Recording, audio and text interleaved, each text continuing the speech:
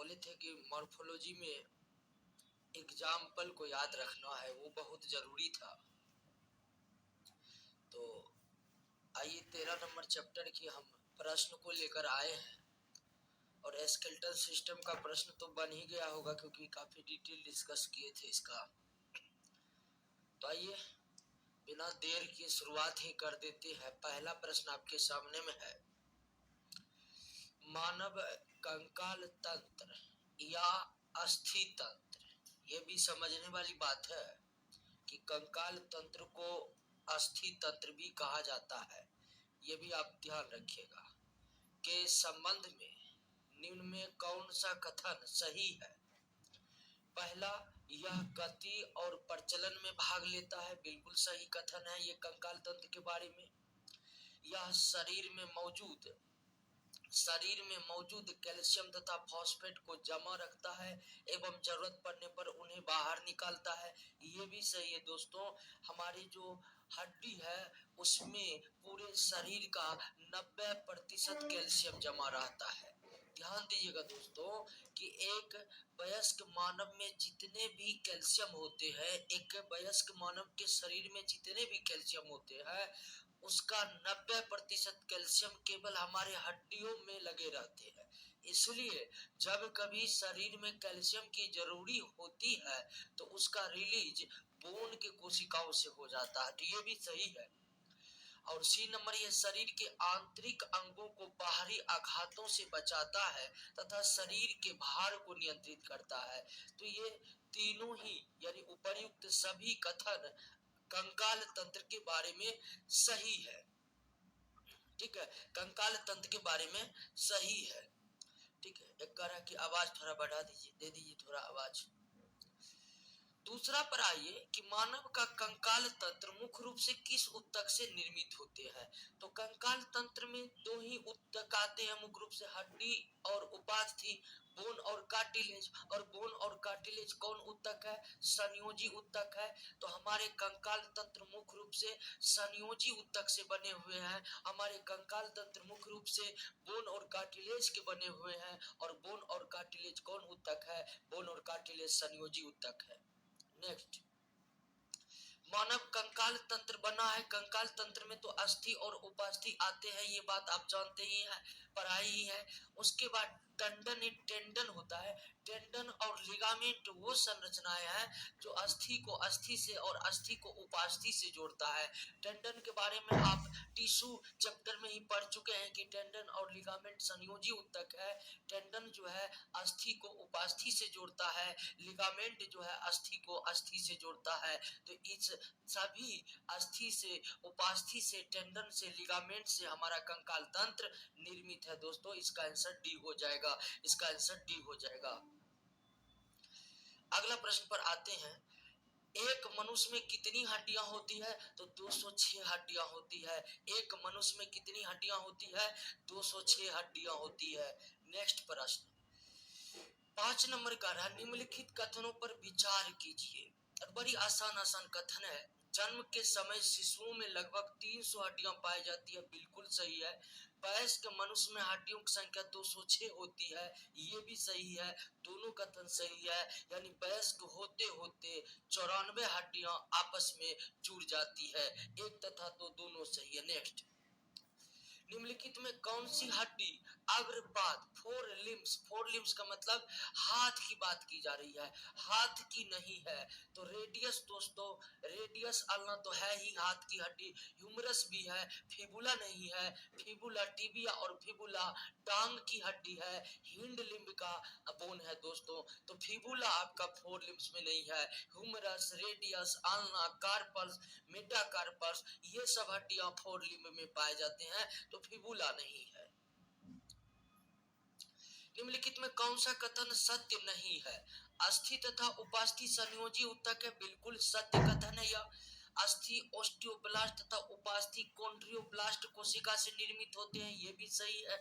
और इसका जिक्र टिश्यू चैप्टर में ही हम कर चुके हैं कि अस्थि ओस्टियोब्लास्ट कोशिका से और उपास्थि कॉन्ड्रियोब्लास्ट कोशिका से बना होता है, तो बी भी सही है। अस्थि के मध्य एक गुहा होती है जो अस्थि मज्जा से भरी होती है, ये भी सही है। मेमेलियन अस्थि तथा उपास्थि में अनेक नलिकाएं समान संरचना पाई जाती है, जिसे हैबर्सियन नलिकाएं कहते हैं। हैबर्सियन नलिकाएं दोस्तों उपास्थि में नहीं पाई जाती है, ये कथन गलत है। हैबर्सियन नलिका केवल और केवल अस्थि में भी पाई जाती है, वो भी केवल मेमेलियन यानी कि केवल स्तनधारी के हड्डियों में हैबर्सियन नलिका पाई जाती है। स्तनधारी के उपास्थि में हैबर्सियन नलिका नहीं पाई जाती है। दोस्तों अब हैबर्सियन नलिका क्या है, तो इसमें कोई कंफ्यूज नहीं होना है। जो स्तनधारी होते हैं उनके हड्डी में नलियों के समान संरचनाएं होती है। स्तनधारी के हड्डियों को अगर माइक्रोस्कोप से देखेंगे तो उसमें नली के समान संरचनाएं होती है, और उसे ही हैबर्सियन नलिका कहते हैं। और हैबर्सियन नलिका मेमेलिया के बोन के अलावे किसी और के बोन में नहीं होता है। हैबर्सियन नलिकाएं मेमेलिया के बोन के अलावे किसी के भी बोन में नहीं होता है, और ये उपास्थि में नहीं होता है, तो इसीलिए डी नंबर आपका गलत है। छाती में पसली कितने जोड़े होते हैं? 12 जोड़े पसली होते हैं। पसली 12 जोड़े होते हैं। सत्य पसलियां उसे कहते हैं जो एस्टर्नम से जुड़ा रहता है। एस्टर्नम हड्डी से जो जुड़ा रहता है उसे हम क्या कहते हैं? सत्य पसली कहते हैं, एस्टर्नम से जो जुड़ा रहता है। और प्रथम 7 जोड़ी पसलियां सत्य पसलियां है। 8वां जोड़ा, 9वां जोड़ा, 10वां जोड़ा असत्य पसलियां है, और 11वां और 12वां जोड़ा पसली को फ्लोटिंग रिब्स कहते हैं। फॉल्स पसली किसे कहते हैं? तो 8वां, 9वां, 10वां जोड़ा पसली को क्या कहते हैं? फॉल्स पसली कहते हैं। 8वां, 9वां, 10वां जोड़ा पसली को फॉल्स पसली कहते हैं या फॉल्स रिब्स कहते हैं। रिब केज निम्नलिखित में कौन सी संरचना रिब केज बनाती है? तो थोरेसिक वर्टिब्रा यानी रीढ़ की हड्डी है थोरेसिक वर्टिब्रा, रीढ़ की हड्डी 12 जिसकी संख्या 12 है। थोरेसिस का पसलियां, एस्टर्नम, ये तीनों मिलकर रिब केज का निर्माण करते हैं, और रिब केज के भीतर हमारे फेफड़ा और हृदय सुरक्षित रहते हैं। फेफड़ा और हृदय सुरक्षित रहते हैं। मानव के खोपड़ी के कंकाल क्षेत्र क्रेनियम रीजन में कुल हड्डियों की संख्या 8 है, और फेशियल रीजन में 14 है। दोस्तों खोपड़ी के आनन क्षेत्र, फेशियल रीजन को हिंदी में आनन क्षेत्र कहा जाता है, और इस क्षेत्र में बोन की संख्या कितनी होती है? 14 होती है। मेलियस इनकल तथा स्टेप, मेलियस इनकस होता है, इनकस तथा इनकस मेलियस इनकस तथा स्टेप्स हड्डियां निश्चित तौर पर मध्य कान में या कान में पाई जाती है। तो चूंकि यहाँ स्पष्ट कर दिया गया है बाह्य कान, मध्य कान, आंतरिक कान, तो बाह्य कान और आंतरिक कान तो द्रव से भरा रहता है। मानव का आंतरिक कान यानी कान के सबसे भीतर का हिस्सा लिक्विड से भरा पड़ा होता है, और बाहर का जो हिस्सा है बाह्य कान, ये केवल उपास्थियों से बना है। कान की 3 हड्डियां मेलियस, इनकस, स्टेप्स मध्य कान में पाई जाती है। अंग्रेजी वर्णमाला के यू अक्षर के समान व्हाइट बोन कहाँ पाई जाती है? तो मुख गुहा के, और मुख गुहा के नीचे में पाई जाती है। मुख गुहा के नीचे में ये व्हाइट नामक अस्थि पाई जाती है। मुख गुहा के नीचे में व्हाइट नामक अस्थि पाई जाती है। सचदेवा स्टूडेंट 15 का सी, मेरी भारती, उसके बाद मधुप्रिया, सबका आंसर सही आ रहा है क्योंकि क्वेश्चन ही बहुत आसान होगा अगर आप कल का क्लास किए हैं। सिर में स्कूल में टोटल हड्डी टोटल मिलाकर 29 है दोस्तों। स्कूल में कुल हड्डियों की संख्या 29 है, 29।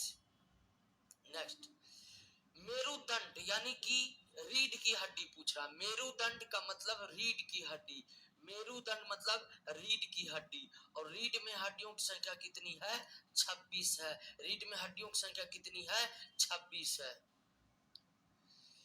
मेरुदंड में पाए जाने वाली अस्थि को क्या कहते हैं? मेरुदंड में पाए जाने वाली अस्थि को वर्टिब्रा कहते हैं, कशेरुक कहते हैं, वर्टिब्रा कहते हैं। निम्नलिखित में कौन सा युग में सम्मिलित है? दोस्तों ये रीढ़ की हड्डियों की संख्या है, और 19 नंबर का आंसर दीजिएगा आप लोग। गुड्डू कुमार शर्मा 19 नंबर का आंसर दीजिए, कोई 19 लिखिएगा। देखते हैं कौन कौन 19 का दे रहा है आंसर। आवाज तो ठीक है, आवाज नहीं है तोरा मोबाइल कहीं आवाज बढ़ा लीजिए। आवाज ठीक है ना?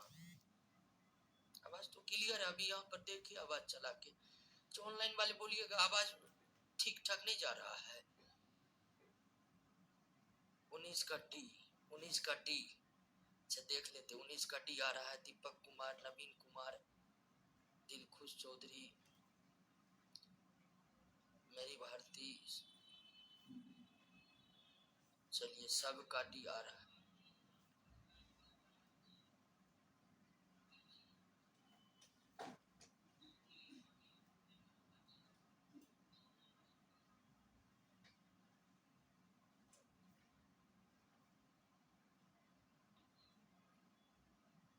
चलिए आते हैं 19 का देख लेते। तो ये रीढ़ की हड्डियों के विभिन्न प्रकार है। ये रीढ़ की हड्डियों के विभिन्न प्रकार है। सर्विकल वर्टिब्रा यानी गर्दन वाली रीढ़, गर्दन में जो रीढ़ की हड्डी होती है 7 होता है, बिल्कुल सही है। थोरेसिस 12 होता है, लुम्बर 5 होता है, सेक्रम 1 होता है। दोस्तों ये गलत है, आपका आंसर डी होगा। सेक्रम वर्टिब्रा की संख्या मात्र 1 होती है। सेक्रम वर्टिब्रा की संख्या मात्र 1 होती है। नेक्स्ट, मेरुदंड के प्रथम कशेरु फर्स्ट वर्टिब्रा को क्या कहते हैं? जो खोपड़ी के अनुकपाल मुंडिकाय ओसिपिटल कंडाइल से जुड़ा रहता है। आपको बोले थे कि रीढ़ की जो हड्डियां है वो एक और खोपड़ी से जुड़ा रहता है और दूसरी ओर पीठ के अंतिम सिरे तक जाता है। तो रीढ़ में हड्डियों की संख्या 26 होती है और जो सबसे पहली रीढ़ की हड्डी होती है वह खोपड़ी के ओसिपिटल कंडाइल, जिसको हिंदी में अनुकपाल मुंडिका कहते हैं, उससे जुड़ा रहता है। और प्रथम रीढ़ की हड्डी का नाम एटलस होता है दोस्तों, या एटलस है। प्रथम रीढ़ की हड्डी जो खोपड़ी के ऑसिपिटल कंडाइल से जुड़ा रहता है उसका नाम एटलस है। उसका नाम एटलस है। उसका नाम क्या है? एटलस है। नेक्स्ट, निम्नलिखित कथनों पर विचार कीजिए। मानव की सबसे बड़ी हड्डी फीमर है जो जांघ में पाई जाती है, बिल्कुल सही है। मानव की सबसे छोटी हड्डी स्टेपिस है जो कान में पाई जाती है, ये भी सही है। दोनों कथन आपका सही है। दोनों कथन आपका सही है। नेक्स्ट, लिखते समय कुल 8 हड्डियां काम करती है। लिखते समय 500 अंगुलियां के 14 हड्डी में 8 हड्डियां कार्यशील रहती है। 8 हड्डियां कार्यशील रहती है। क्लेविकल और एस्केपुला, क्लेविकल और एस्केपुला नामक अस्थि जो है हमारे पेक्टोरल ग्राइडल में पाए जाते हैं। पेक्टोरल ग्राइडल में पाया जाता है। पेक्टोरल ग्राइडल में पाया जाता है। और पेक्टोरल ग्राइडल को हिंदी में अंश मेखला कहते हैं, यानी कि कंधा वाला एरिया में पाया जाता है। क्लेविकल और स्केपुला कंधा वाला एरिया में पाया जाता है, पेक्टोरल ग्राइडल में पाया जाता है। पेक्टोरल ग्राइडल को हिंदी में हम अंश मेखला कहते हैं। एक सामान्य मनुष्य की सबसे बड़ी हड्डी फीमर की लंबाई 48 सेंटीमीटर होता है। यह सबसे बड़ी हड्डी है हमारे शरीर की। टिबिया और फिबुला नामक पक्षपाद में यानी पैर में पाई जाती है। टिबिया फिबुला पैर में पाई जाती है। दोस्तों, जन्म के समय मानव के किस भाग की हड्डियां पूर्ण विकसित होती है? तो जन्म के समय मानव शरीर के केवल एक भाग की हड्डियां पूर्ण विकसित होती है, वो है कान का malleus incus steps. Malleus incus step जन्म के समय ही पूरा विकसित रहते हैं दोस्तों। तो और कान के अलावे किसी भी क्षेत्र की कोई भी हड्डी पूर्ण विकसित नहीं रहती है जन्म के समय। केवल कान के जो मध्य कान के जो 3 हड्डियां हैं केवल वही जन्म के समय विकसित रहती है। निम्नलिखित में कौन सा बाह्य कंकाल का हिस्सा है? तो मानव के बाल और नाखून, पक्षियों के पर यानी फीदर्स एवं पंख, मत्स्य तथा सरीसृप का सल्क, सल्क मत्स्य और सरीसृप का सल्क, सल्क वही जो जैसे सरीसृप के ऊपर जो कवच चढ़े रहते हैं उसे ही सल्क कहते हैं। या सल्क के बारे में हम बताए थे जब पढ़ रहे थे एनिमल किंगडम के बारे में। तो ये सारे के सारे आपका बाह्य कंकाल का हिस्सा है। और बाह्य कंकाल की विशेषता है कि इनमें रक्त का संचार नहीं होता है। रक्त का संचार नहीं होता है। नेक्स्ट, फेलेंजेस अस्थियां पाई जाती है हाथ पैर दोनों की उंगलियों में। हाथ की भी उंगलियों में फेलेंजेज और पैर की भी उंगलियों में फेलेंजेज, और हाथ पैर दोनों में 5-5 उंगलियां हैं, और दोनों के ही 5-5 उंगलियों में कुल 14-14 बोन होते हैं दोस्तों। कैप नामक हड्डी जो घुटने के औदरिक भाग को ढके रहता है, घुटने की हड्डी, घुटने की हड्डी कैप के समान होता है, उसे पटेला कहते हैं, उसे क्या कहते हैं, पटेला कहते हैं। नेक्स्ट, ह्यूमरस अस्थि कहाँ पाए जाते हैं, तो ऊपरी बाहु में, इसको ऊपरी बाहु कहते हैं। ह्यूमरस अस्थि ऊपरी बाहु में पाए जाते हैं, ह्यूमरस अस्थि ऊपरी बाहु में पाए जाते हैं दोस्तों। अस्थि में कौन सा लवण सर्वाधिक रहता है, तो कैल्शियम और उसके बाद फॉस्फेट। तो कैल्शियम फॉस्फेट सबसे ज्यादा रहता है दोस्तों, कैल्शियम फॉस्फेट सबसे ज्यादा रहता है। कैल्शियम फॉस्फेट, या यूं कहिए कि मुख्य रूप से यही लवण रहते हैं हमारे हड्डी में, फिर उपास्थि में नहीं रहते कैल्शियम फॉस्फेट। अक्षीय कंकाल, एक्सियल स्केलेटन में कुल अस्थियों की संख्या कितनी है, एक्सियल स्केलेटन में कुल अस्थियों की संख्या कितनी है।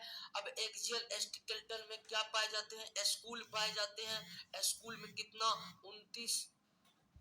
उसके बाद वर्टिब्रल कोलुम्न यानी रीढ़ की हड्डी 26। उसके बाद रिप्स 12 जोड़ा यानी 24, और एस्टर्नम इसकी संख्या 1, तो कितना हो गया, 6 4 10 1 11 9 20, 2 2 4 2 6 2 8 80। तो एक्सियल स्केलेटन में 80 की संख्या कितना, 80 हो गया दोस्तों। ध्यान दीजिएगा, एक्सियल स्केलेटन यानी कि अक्षीय कंकाल में खोपड़ी आते हैं, रीढ़ की हड्डी आते हैं, पसलियां आते हैं, और छाती के बीचों बीच जो हड्डी पाई जाती है एस्टर्नम, वो आते हैं। और हम जान गए कि खोपड़ी में 29 हड्डियां होती है, रीढ़ में 26 हड्डियां होती है, पसलियां 12 जोड़े होते हैं, और एस्टर्नम की संख्या 1 है। तो इस तरह से एक्सियल स्केलेटन में कुल हड्डी की संख्या कितनी होगी, 80 होगी। एक्सियल स्केलेटन में कुल हड्डियों की संख्या कितनी होगी, 80 होगी। नेक्स्ट, वृद्धावस्था में हड्डियां कमजोर होने का एकमात्र कारण कैल्शियम की कमी, और ये प्राकृतिक है, यानी कि वृद्धावस्था में हड्डियां कमजोर होते ही जाती है। उम्र ढलने पर हड्डियां कमजोर होना एक प्राकृतिक प्रक्रिया है, इसे कोई खतरा नहीं है दोस्तों। मानव के अग्र तथा पक्षपाद में कुल हस्तियों की संख्या, अग्र तथा पक्षपाद, पाद मतलब लिंब में, तो दोनों हाथ मिलाकर एक हाथ में 30, तो दोनों हाथ में 60, एक पैर में 30, तो दोनों पैर में 60, और 60 120 हड्डियां, तो दोनों हाथ और दोनों पैर में कुल हड्डी की संख्या कितना हो गया, 120 हो गया, 120 हो गया। नेक्स्ट, मनुष्य के पैर की हड्डियां क्या होती है, पैर की हड्डी सरंध्री होती है, या अंग्रेजी में लिख लीजिए स्पॉन्जी होती है, स्पॉन्जी होती है, सरंध्री होती है या स्पॉन्जी होती है। क्लियर, मनुष्य के पैर की हड्डियां सरंध्री होती है, स्पॉन्जी होती है। मानव के उपांगीय कंकाल एपेंडिकुलर स्केलेटन में कितना था, एक्सियल में 80 था, टोटल बोन कितना, 206। टोटल बोन कितना दोस्तों, 206, और एक्सियल में अभी तुरंत हम जोड़े हैं, कितना था, 80 था, तो 80 घटा दीजिए, 80 घटा दीजिए तो कितना बच गया, 126 बच गया। तो एपेंडिकुलर में हड्डियों की संख्या कितना हो गया, 126 हो गया। एपेंडिकुलर में हड्डियों की संख्या 126। अस्थियों के समान विकास के लिए विटामिन डी की आवश्यकता पड़ती है, अस्थियों के समान विकास के लिए विटामिन डी की आवश्यकता पड़ती है। रक्त में यूरिक अम्ल की अधिकता से गठिया रोग होते हैं, यूरिक अम्ल की अधिकता से गठिया रोग होते हैं, गठिया रोग जिसमें हड्डी के जोड़ों पर दर्द होता है। अस्थियों से संबंधित निम्न में कौन सा रोग जीवाणु संक्रमण के कारण होता है, तो ऑस्टियोमाइलाइटिस स्टेफिलोकोकस जीवाणु के कारण होता है। ऑस्टियोमाइलाइटिस स्टेफिलोकोकस के कारण, ऑस्टियोपेरोसिस कैल्शियम की कमी कारण, ऑस्टियोमलेशिया विटामिन डी की कमी, आर्थराइटिस जो है ये भी जोड़ों का दर्द है, हालांकि इसका जीवाणु कोई कारण नहीं है। तो आर्थराइटिस, ऑस्टियोमलेशिया विटामिन डी के कमी के कारण, ऑस्टियोपेरोसिस कैल्शियम के कमी के कारण, और स्टेफिलोकोकस जीवाणु के कारण ऑस्टियोमाइलिटिस रोग होता है। ऑस्टियोमाइलिटिस रोग होता है। मनुष्य के गर्दन में कितना अस्थि? गर्दन में 7 पाए जाते हैं, लेकिन ये 7 रीढ़ की हड्डी होती है। गर्दन में कुल 7 हड्डी पाई जाती है, ये रीढ़ की हड्डी होती है। वर्टिब्रा की संधि किस प्रकार की होती है? यानी रीढ़ की हड्डी के बीच जो ज्वाइंट होता है वो कैसा होता है? अर्धचल होता है। अर्धचल मतलब सेमी मूवेबल होता है। सेमी मूवेबल होता है, अर्धचल होता है, सेमी मूवेबल होता है। कोहनी का जोड़, कोहनी इसको कहते हैं, कोहनी का जो जोड़ है, तथा घुटने का जोड़, घुटना यानी जो पैर में जो घुटना है उसके जोड़ किस प्रकार की संधि है? तो दोस्तों उसका जोड़ जो है हिंग ज्वाइंट है। ठीक है, देखिए दो हड्डी के बीच का ऐसा जोड़ जिसमें एक ही तरफ मूवमेंट हो। अब देख रहे हैं हाथ में जो जोड़ है केवल इसी तरफ मूवमेंट होता है, क्या इसके विपरीत तरफ मूवमेंट होगा? नहीं, इसके विपरीत तरफ मूवमेंट नहीं हो सकता है। तो दो हड्डियों के बीच ऐसा जोड़ जिसमें एक ही तरफ मूवमेंट हो, दो हड्डियों के बीच ऐसा जोड़ जिसमें एक ही तरफ मूवमेंट हो, विपरीत मूवमेंट ना हो, तो उस ज्वाइंट को हिंग ज्वाइंट कहते हैं। ठीक है, कोहनी का जोड़ या घुटना, पैर का जो घुटना है वह वहां पर जो हड्डी जुड़ा हुआ है वो भी दोस्तों एक ही तरफ मूव करता है, उसके विपरीत हड्डी घूम नहीं सकता है। तो जब दो हड्डियों के बीच ऐसा जोड़ हो, दो हड्डियों के बीच एक ऐसा जोड़ हो जिसमें दोनों हड्डियां केवल दोनों हड्डी केवल एक ही तरफ मूवमेंट करे, विपरीत नहीं, तो ऐसे ज्वाइंट को क्या कहते हैं? हिंग ज्वाइंट कहते हैं। कोहनी का जोड़ और घुटने का जोड़ हिंग ज्वाइंट का एग्जाम्पल है दोस्तों, हिंग ज्वाइंट का एग्जाम्पल है। क्लियर? नेक्स्ट, निम्नलिखित में कौन सा हड्डी अग्रपाद यानी कि पैर हाथ की नहीं है? फिबुला, फिबुला, फिबुला पैर की हड्डी है, हाथ की हड्डी नहीं है। सर हिंग फिक्स्ड होता है क्या? फिक्स नहीं होता है, कोई भी जोड़ फिक्स होता है। फिक्स करने का मतलब क्या कि वहां से हड्डियां इधर उधर वो जोड़ नहीं हो सकता है। हिंग ज्वाइंट का मतलब है मूवमेंट केवल एक ही तरफ होगा, विपरीत नहीं होगा। नेक्स्ट, श्रोणी मेखला में इलियस, इसियम तथा प्यूबिस अस्थि मिलकर एक गुहा बनाती है और इस गुहा में फीमर अस्थि जुड़ा रहता है और इसका नाम है एसिटाबुलम। इलियम, इसियम और प्यूबिस कमर वाले भाग में दोनों तरफ 3-3 हड्डियां होती है शुरुआत में, इलियम, इसियम और प्यूबिस। लेकिन वयस्क होते ही इलियम, इसियम, प्यूबिस मिल करके एक हड्डी बन जाती है। और इलियम, इसियम, प्यूबिस जो है ना, जब एक हड्डी बन जाती है तो उसी से हमारी फीमर हड्डी जुड़ा रहता है। तो ये तीनों हड्डी मिलकर जो गुहा समान संरचना बनाती है उसे एसिटाबुलम कहते हैं, उसे एसिटाबुलम कहते हैं। नेक्स्ट, कलाई तथा टखने की जो हड्डी में किस प्रकार की संधि पाई जाती है? कलाई और टखने के हड्डी में, कलाई इसको देखिए, ये कलाई हो गया, कलाई में हाथी की दोनों तरफ मूवमेंट है, इधर भी मूवमेंट है, इधर भी मूवमेंट है, इधर भी मूवमेंट है, इधर भी मूवमेंट है। ऐसे ज्वाइंट को ग्लाइडिंग ज्वाइंट कहते हैं। क्या कहते हैं? ग्लाइडिंग। जब एक ही तरफ मूवमेंट हो तो हिंग ज्वाइंट, दोनों तरफ मूवमेंट हो, दोनों तरफ मूवमेंट हो तो ग्लाइडिंग ज्वाइंट कहते हैं। क्या कहते हैं? ग्लाइडिंग ज्वाइंट कहते हैं दोस्तों। यही कहिए कि ऐसा जोड़ जिसपे हड्डी हड्डी पर फिटल सके। यहाँ पर आप जानते हैं कार्पेल्स है और कुल हड्डियों की संख्या 8 है। यहाँ पर जितनी हड्डियां हैं सब हड्डी एक दूसरे पर फिसल सकती है, सब हड्डी एक दूसरे पर फिसल सकने के कारण ही आप यहाँ पर देख रहे हैं दोनों तरफ मूवमेंट हो रहा है। तो दोनों तरफ मूवमेंट हो, अप डाउन, तो ग्लाइडिंग ज्वाइंट, एक ही तरफ मूवमेंट हो तो हिंग ज्वाइंट।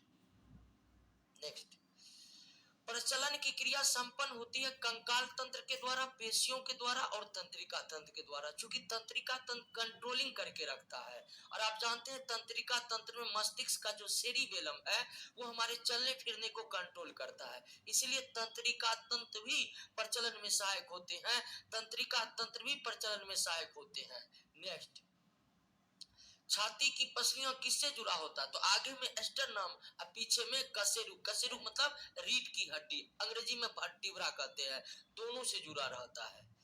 अग्र फोर लिम्ब यानी हाथ में कुल, तो एक हाथ में 30, दोनों हाथ में 30 दूनी 60 हड्डियां, दोनों हाथ में 30 दूनी 60 हड्डियां। निम्नलिखित कथनों पर विचार कीजिए। अंश मेखला पक्षपाद की हड्डी फीमर से जुड़ा, अंश मेखला पेक्टोरल पेक्टोरल, और ये कंधा वाला भाग है, कंधा वाला। श्रोणी मेखला मतलब पेल्विक, पेल्विक, और ये कमर वाला हिस्सा है। तो कंधा वाला हिस्सा में पक्षपात की हड्डी और फीमर जुड़ा रहता है, बिल्कुल नहीं, गलत कथन है। और कमर वाले हिस्से में अग्रपात की हड्डी यानी ह्यूमरस ये जुड़ा रहता है, ये भी गलत है। बाकी उल्टा है, यानी कि श्रोणी मेखला श्रोणी मेखला में पक्षपात की हड्डी फीमर जुड़ा रहता है और ह्यूमरस नामक अस्थि जो है अंश मेखला में जुड़ा रहता है। दोनों ही कथन क्या है दोस्तों, गलत है। दोनों ही कथन क्या है, गलत है। ठीक है, कंधा वाला हिस्सा में ह्यूमरस हड्डी जुड़ा रहता है और कमर वाला हिस्सा में कमर वाला हिस्सा में फीमर हड्डी जुड़ा रहता है। तो इस तरह दोनों का दोनों कथन क्या है, गलत है। किस जोड़े के पसलियों को फ्लोटिंग, फ्लोटिंग में 11वां और 12वां आता है? वो पसलियां जो आगे की तरफ आती ही नहीं है, पीछे ही रह जाती है, उसे हम फ्लोटिंग पसलियां कहते हैं।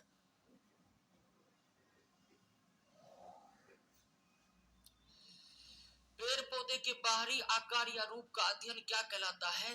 बाहरी आकार या रूप का अध्ययन कहलाता है। ध्यान दीजिए, क्वेश्चन है पराची, पराची क्वेश्चन टेस्ट में सर नोट से क्वेश्चन रहेगा या नोट से भी प्लीज?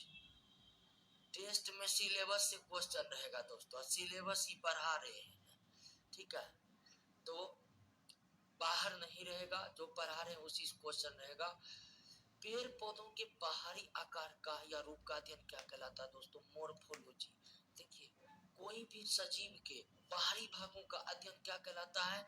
मोर्फोलॉजी कहलाता है।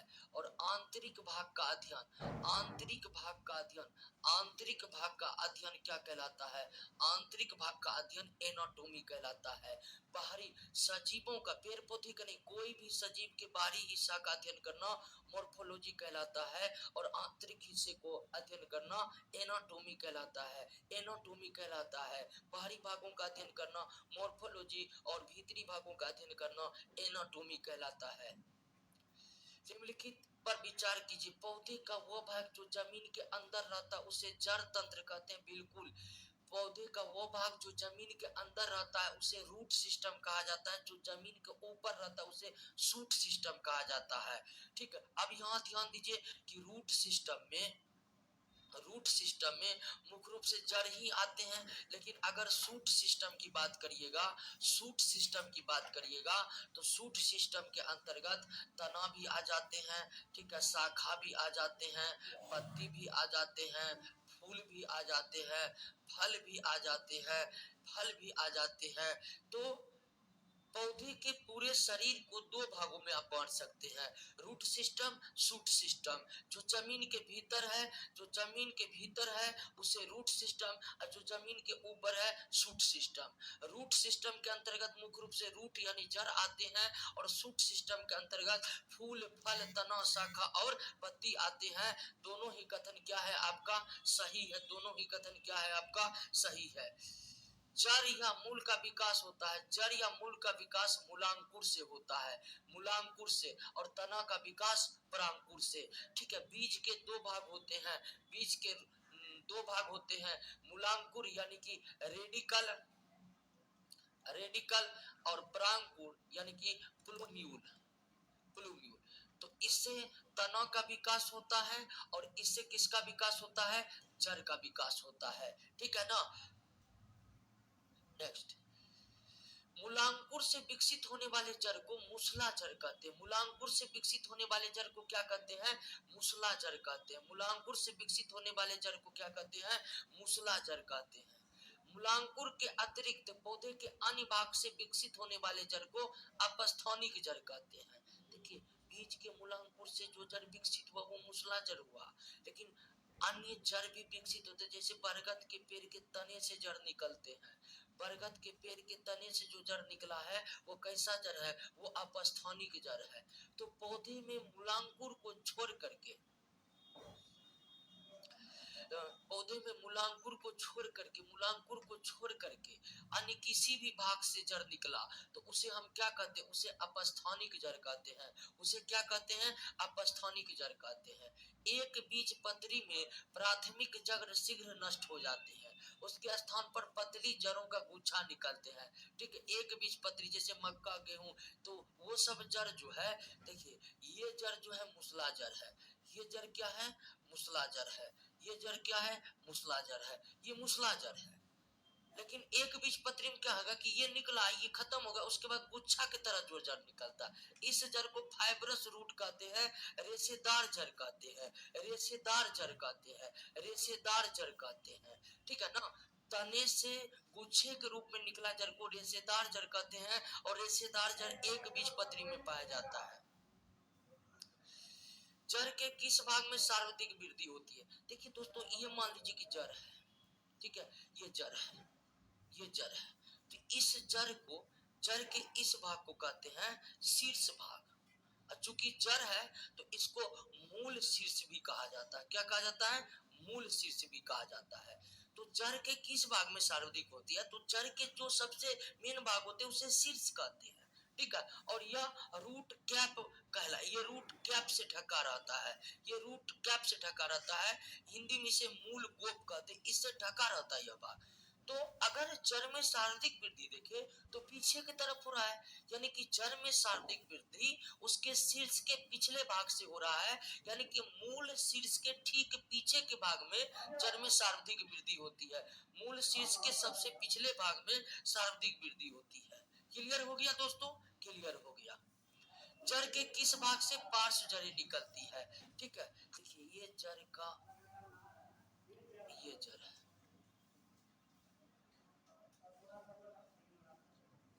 ये आपका हो गया रूट कैप। ये क्या हो गया? रूट कैप हो गया। रूट कैप में होता है region of cell division, region of cell division. ठीक है, ये रूट कैप से ढका, यहाँ पर कोशिका विभाजन होता है, उसके ऊपर होता है region of elongation, elongation, elongation. उसके बाद ऊपर, इसके ऊपर रहता है, इसके ऊपर रहता है region of root hair, region of root hair, और इसका अर्थ था region of maturation, region of maturation.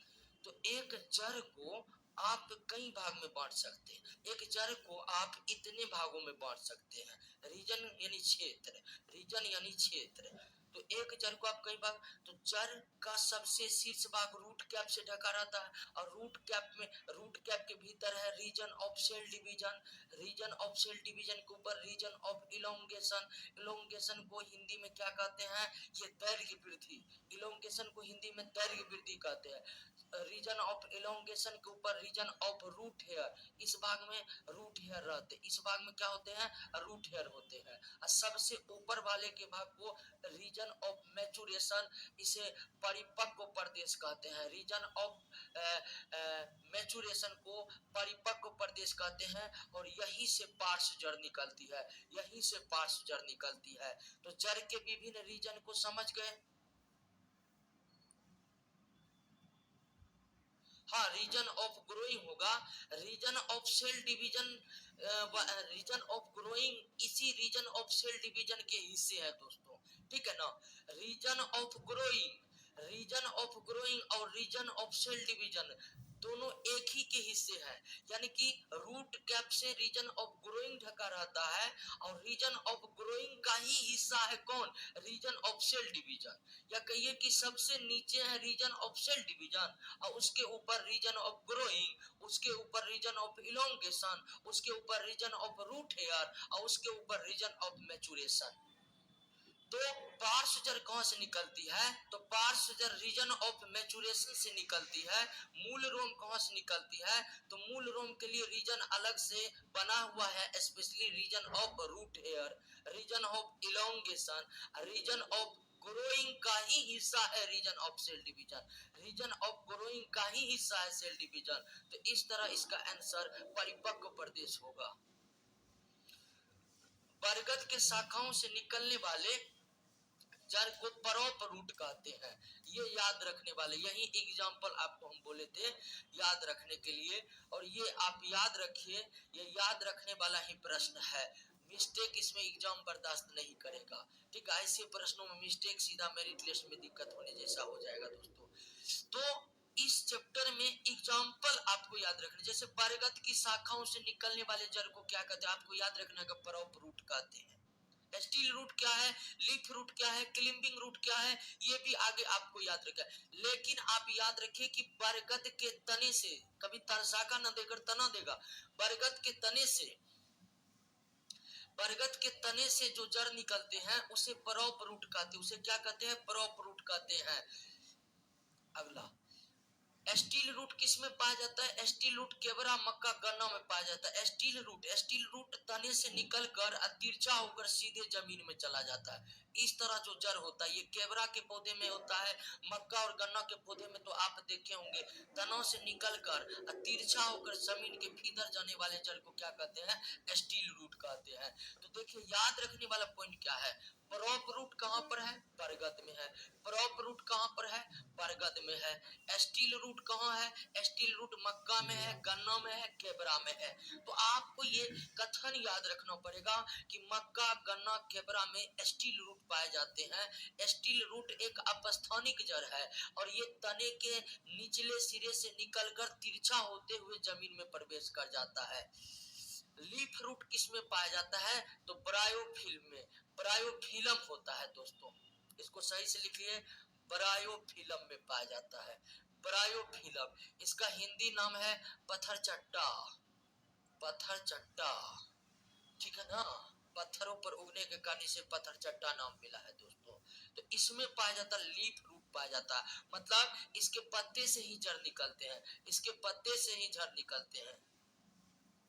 Next, दलदली क्षेत्र में पाए जाने वाला पौधा जैसे राइजोफेरा में श्वसन की सहायता के लिए विशेष प्रकार की जड़ निकलती है। इस जड़ को न्यूमेटाफोर जड़ कहते हैं। ठीक है, दलदल में उगने वाले पौधे में एक विशेष जड़ निकलता है और यह विशेष जड़ दलदल के ऊपर या यूं कहिए मिट्टी की सतह के ऊपर होता है और इस जड़ को न्यूमेटाफोर कहते हैं। और न्यूमेटाफोर केवल दलदलीय पौधों में पाया जाता है। ध्यान रखिएगा कि न्यूमेटाफोर केवल दलदलीय पौधे में पाए जाते हैं, जलीय पौधे में नहीं पाए जाते हैं। न्यूमेटाफोर दलदलीय पौधे में ही पाए जाते हैं, जलीय पौधे में नहीं पाए जाते हैं। और न्यूमेटाफोर जड़ ऐसा जड़ है जो जड़ का काम नहीं करता है बल्कि पौधों को श्वसन में मदद करता है। और यह न्यूमेटाफोर जड़ मिट्टी के ऊपर होता है या दलदल के ऊपर होता है। नेक्स्ट, निम्नलिखित में किसे बटर रूट्स पाया जाता है, बटर रूट्स पाया जाता है सेमल के पौधा में। ठीक है, अब बटर रूट्स और भी कई पौधे में पाए जाते हैं, लेकिन आप याद रखिएगा कि सेमल के पौधे में बटर रूट्स पाए जाते हैं। बटर रूट्स क्या है दोस्तों, जैसे बड़े बड़े वृक्ष, जैसे बड़े बड़े वृक्ष है, बड़े बड़े वृक्ष में इस तरह के जड़ निकलते हैं, इस तरह के जड़ निकलते हैं, इस तरह के जड़ निकलते हैं, तनों से इस तरह का जड़ निकलेगा, इस तरह का जड़ निकलेगा। बड़े बड़े वृक्ष के तने से इस तरह से ढेर सारे जड़ निकल करके, ढेर सारे जड़ निकल करके लंबी लंबी दूर तक फैल जाएगा, लंबी लंबी दूर तक फैल जाएगा, लंबी लंबी दूर तक फैल जाएगा। ऐसे ही जड़ को क्या कहते हैं, बटर रूट्स कहते हैं, बटर रूट्स कहते हैं। ठीक है ना, या बटर रूट्स आप देखना कि बटर रूट्स कैसा होता है, तो एकदम गूगल पर करिएगा, ठीक है, बटर रूट्स, ठीक है, आ जाएगा आपको पूरा। तो ये बटर रूट्स जो होते हैं ये बड़े बड़े वृक्षों में होते हैं, वृक्षों में जो होते हैं एकदम तने से निकल करके लंबे दूर दूर तक फैल जाते हैं। फिगर देखना चाहते हैं, आराम से इसमें गूगल करिएगा, आपको फिगर निकल जाएगा। तो आप याद रखिएगा सेमल के पौधे में। नेक्स्ट, न्यूमेटाफोर्स प्रायः पाया जाता है, न्यूमेटाफोर्स भी मैनग्रोव पौधा में, क्योंकि मैनग्रोव दलदलीय पौधा में पौधा है, मैनग्रोव दलदलीय पौधा है।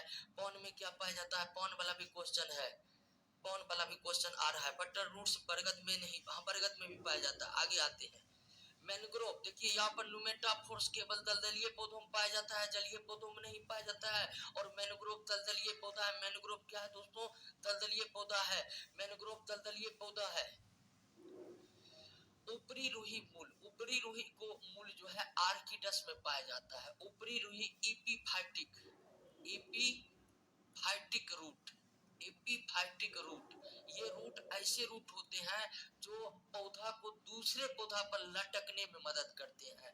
ठीक है, ऊपरी रूही मूल, मूल का मतलब जड़, ऊपरी रूही मूल जो है, एपिफाइटिक रूट जो है, यह पौधे को किसी दूसरे पौधे पर चढ़ने में मदद करते हैं और ये आर्किड में पाया जाता है। आर्किड दूसरे पौधे पर ही यांत्रिक सहायता के लिए या मैकेनिकल सपोर्ट के लिए चढ़ते हैं अपने एपिफाइटिक रूट के जरिए।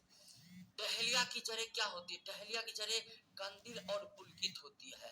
ठीक है, ट्यूबेरस और फेसिकुलेटेड, ट्यूबेरस और फेसिकुलेटेड, कंदील और पुलकित जड़ के एग्जांपल आपके नोट्स में दिया हुआ है और आप याद रखिएगा, सिर्फ आपको याद रखना और कुछ नहीं, कोई कंसेप्ट नहीं है, सिर्फ याद रखिए कि डहेलिया में कंदील और पुलकित जड़ पाए जाते हैं। क्योंकि जड़ों का डिफिनेशन दोस्तों इतना लंबा है ना, इतने प्रकार के जड़ है कि उसको आप अगर एक एक करके पढ़ने लगिएगा तो उसमें फंस जाइएगा और सिलेबस में भी आपको नहीं है। घूम फिर कर अगर क्वेश्चन इस चैप्टर से आते हैं ना तो केवल हड्डियों के संदर्भ में आते हैं, ज्यादातर इस चैप्टर में बस केवल हड्डियों के संदर्भ में पूछे गए हैं।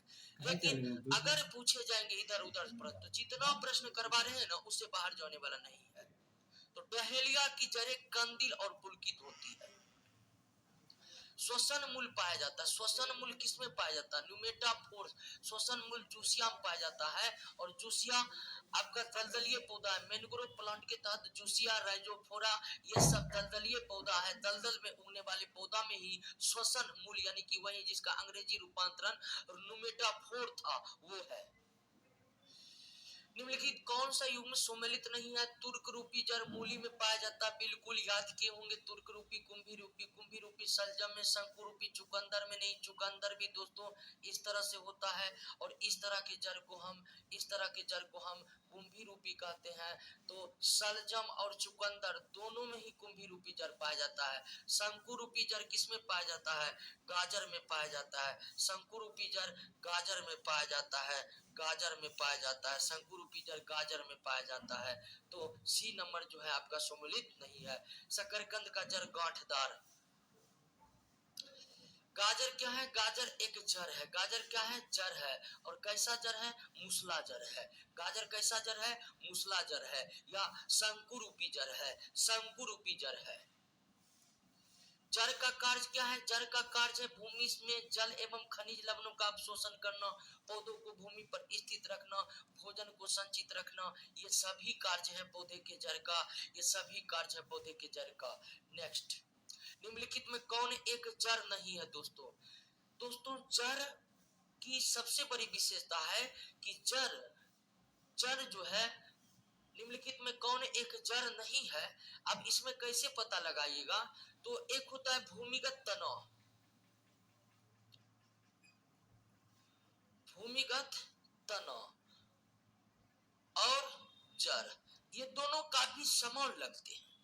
भूमिगत तनाव भी भूमि के अंदर रहते हैं और जड़ के समान ही प्रतीत होते हैं और एक जड़ होते हैं। इन दोनों में हम कैसे अंतर करेंगे? तो भूमिगत तनाव जो होते हैं, भूमिगत तनाव की जो विशेषताएं होती है, भूमिगत तनाव नए पौधे, भूमिगत तनाव नए पौधे उत्पन्न कर सकते हैं, नए पौधे उत्पन्न कर सकते हैं, उत्पन्न कर सकते हैं। जबकि जो जड़ होते हैं वो नए पौधे उत्पन्न नहीं कर सकते हैं, नए पौधे उत्पन्न नहीं कर सकते हैं, नहीं कर सकते हैं, नहीं कर सकते हैं दोस्तों। तो भूमिगत तनाव की सबसे बड़ी पहचान ये है।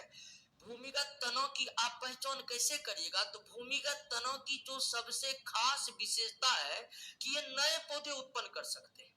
आलू जो है वो एक तनाव है क्योंकि आलू नए आलू के पौधे को उत्पन्न कर सकता है। गाजर जड़ है क्योंकि गाजर से नए गाजर के पौधे उत्पन्न नहीं हो सकते, ये जड़ है दोस्तों।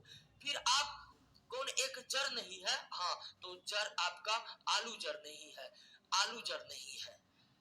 इसके अलावा गाजर मूली, शकरकंद, ये सब जड़ के उदाहरण है, जड़ के उदाहरण है, क्योंकि और जड़ के उदाहरण है। और इससे यानी कि गाजर से, मूली से, शकरकंद से आप नए पौधे उत्पन्न नहीं कर सकते। इसके विपरीत जो भूमिगत तना होते हैं, जो जड़ के समान ही प्रतीत होते हैं, उसकी खास विशेषता ये है कि वे नए पौधे को उत्पन्न कर सकते हैं। जैसे प्याज हो गया, भूमिगत रहते हैं लेकिन वो तना है, क्योंकि प्याज नए प्याज के पौधे को उत्पन्न कर सकते हैं। लहसुन, अदरक, हल्दी, ये सब तना है, ये सब भूमिगत तना है, क्योंकि ये सब नए पौधे उत्पन्न कर सकते हैं। तो भूमिगत तना और जड़ की पहचान हम इसी लाइन से आराम से कर सकते हैं दोस्तों। पर्व और पर्व संधि किसमें पाए जाते हैं? तनों में पाए जाते हैं।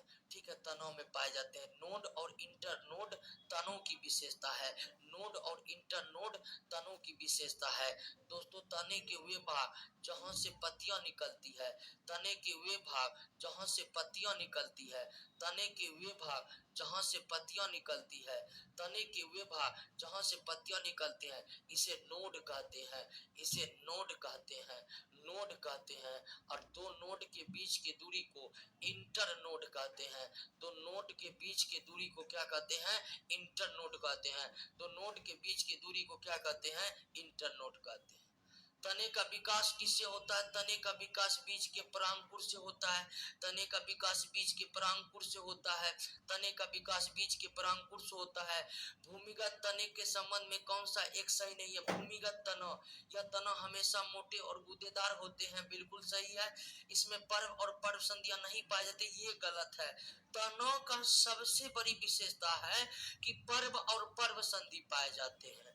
भूमिगत तना के पर्व और पर्व संधि, भूमिगत तना के नोड और इंटर नोड, नोड और इंटर नोड स्पष्ट नहीं होते हैं, लेकिन भूमिगत तना के नोड और नोड की पहचान इससे की जा सकती है कि भूमिगत तना में जहां से पौधे निकल रहे वहीं उसका नोड होता है। तो तने की विशेषता हो तने की सबसे बड़ी विशेषता यही है कि उसमें नोड और इंटर नोड की उपस्थिति रहती है। कोई भी तना हो उसमें नोड इंटर नोड होगा ही होगा, तो ये कथन बिल्कुल गलत है। इन तनों में वेजिटेटिव रिप्रोडक्शन की क्षमता होती है, बिल्कुल यह भोज्य पदार्थों को संचित रहता है, ये भी सही है। निम्नलिखित में कौन एक तना है? आलू एक तना है, क्योंकि आलू से नए आलू के पौधे उत्पन्न किए जा सकते हैं। निम्नलिखित में कौन एक तना नहीं है? तो गाजर आपका जड़ है, गाजर आपका जड़ है, क्योंकि गाजर से आप नए गाजर के पौधे को विकसित नहीं कर सकते हैं। आलू भूमिगत तना है, और आलू भूमिगत तना का कौन सा रूप है? कंद। आलू भूमिगत तना का कंद है। प्रकंद के अंतर्गत हल्दी आते हैं, अदरक आते हैं, अदरक आते हैं।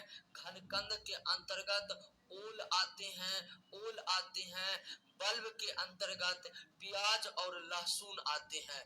तो आप याद रखिएगा कि प्याज हो गया, लहसुन हो गया, आलू हो गया, हल्दी हो गया, अदरक हो गया, ओल हो गया, सभी भूमिगत तना है, सभी नए पौधे को उत्पन्न कर सकते हैं।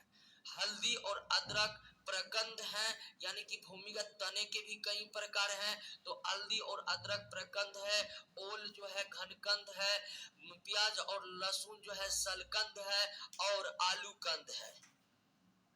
जब तना बहुत छोटा हो और पत्तियां मांसल होकर भूमि में रहते हो, उसे बल्ब कहते हैं। जैसे एग्जाम्पल आपका प्याज और लहसुन का हो गया, प्याज और लहसुन का हो गया, ये बल्ब है।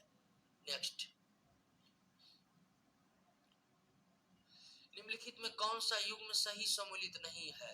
आलू कंद, प्याज बल्ब, अदरक पंद्रक, अदरक जो है प्रकंद है, ओल प्रकंद नहीं, ओल अभी ओल घनकंद के उदाहरण अभी तुरंत हम बताएं। ओल किसके उदाहरण है? घनकंद के उदाहरण है, ओल घनकंद के उदाहरण है दोस्तों। तना जिसमें पर्व लंबा होता है, वह जमीन पर रेंग कर चलता है, उसे क्या कहते हैं? ठीक है, इस तरह से, ठीक है, इस तरह से जमीन पर रेंग कर चलता है, जमीन पर रेंग कर चलता है, जमीन पर रेंग कर चलता है। ठीक है, इसे क्या कहते हैं? इसे क्या कहते हैं? इसे जैसे एग्जाम्पल में आपको हम दूब घास दे रहे हैं, दूब घास इसी तरह आगे बढ़ेगा। ठीक है, यहाँ पर फिर यहाँ पर, फिर यहाँ पर, इसी तरह आगे भागते जाएगा। इसको रनर कहते हैं। इसको क्या कहते हैं? रनर कहते हैं। रनर वाला जड़ जो है दूब घास में पाया जाता है, दूब घास में पाया जाता है। नेक्स्ट, नेक्स्ट, बेल तथा नींबू में पाए जाने वाले कांटे क्या है? कांटे रूपांतरित तनव है। कांटे रूपांतरित तनव है दोस्तों। कांटे क्या है? रूपांतरित तनव है। नेक्स्ट, और कांटे रूपांतरित तना है केवल किसमें? बेल और नींबू में। नागफेनी का कांटा फिर उसका पत्ता है, ये बात आप याद रखिएगा। तो नींबू और बेल का जो कांटा है वो उसका तना है। फिर आप नागफेनी में जाइएगा तो उसका कांटा उसका पत्ता है। यानी नागफेनी का कांटा पत्तों का रूपांतरण है, नींबू का कांटा तनों का रूपांतरण है। तो ये नहीं कि यहाँ पर बेल और नींबू में कांटा है तो वह तना है तो कांटा सब पौधे में तना होगा, ऐसा बिल्कुल भी नहीं है दोस्तों। फिलहाल तो आप याद रखिए कि बेल और नींबू में कांटा तने का रूपांतरण है। मरूद भी तो पौधे के तने हरे, चपटे या गोल आकृति रूपांतरित होकर पत्तियों की तरह प्रकाश संश्लेषण करते हैं और ऐसे तने को फैलोकैलिडी कहते हैं, परनाभ स्तंभ कहते हैं। यानी कि वो जो नागफेनी आप देखें वो मरूदभिद पौधा है और उसके जो पत्ते आप देख रहे हैं जिसमें कांटे लगे होते हैं तो वास्तव में वो पत्ते नहीं, वही तना है। नागफेनी में पत्ता कांटों में परिवर्तित हो जाता है और तना पत्तों की तरह दिखने लगते हैं। तो ऐसे तना जो पत्तों की तरह दिखने लगे और प्रकाश संश्लेषण भी करने लगे, वैसे तना को हम फैलोकैलिडी कहते हैं। और मरूदभिद पौधा नागफेनी में फैलोकैलिडी स्टीम ही पाया जाता है। कैक्टस में सूल, पत्ती का रूपांतरण, सूल यानी कि कांटा, सूल यानी कि कांटा, और अभी तुरंत बताया कैक्टस यानी कि नागफेनी, ये आपका पत्ती का रूपांतरण है। पान की लता में आरोही मूल पाया जाता है, आरोही जड़, जिसको अंग्रेजी में क्लिंपिंग रूट कहते हैं, आरोही जड़ पाया जाता है। घटपर्णी की निम्नलिखित, घटपर्णी एक कीट भक्षी पौधा है जिसमें घड़े के समान आकृति रहती है। तो घटपर्णी के निम्नलिखित में कौन सा एक घट के रूपांतरित में? तो पत्ता। घटपर्णी जो कीट भक्षी पौधा है उसका पत्ता ही घड़ा का समान आकृति बनाकर आकृति बना लेता है, जिसको हम घट कहते हैं। तो ये पत्तों का रूपांतरण है। कीट भक्षी पौधे कलश पादप, नेफेंथी तथा कलश तथा ब्लडर, कीट भक्षी पौधे कलश पादप का कलश तथा ब्लडर वट का ब्लडर किसका रूपांतरण है? तो पत्ती का रूपांतरण है। जितने भी कीट भक्षी पौधा है और जो भी कीट भक्षी पौधा है वो आपके बायोलॉजी के चौथा नंबर में एक जगह किया हुआ है, उसका वैज्ञानिक नाम भी है।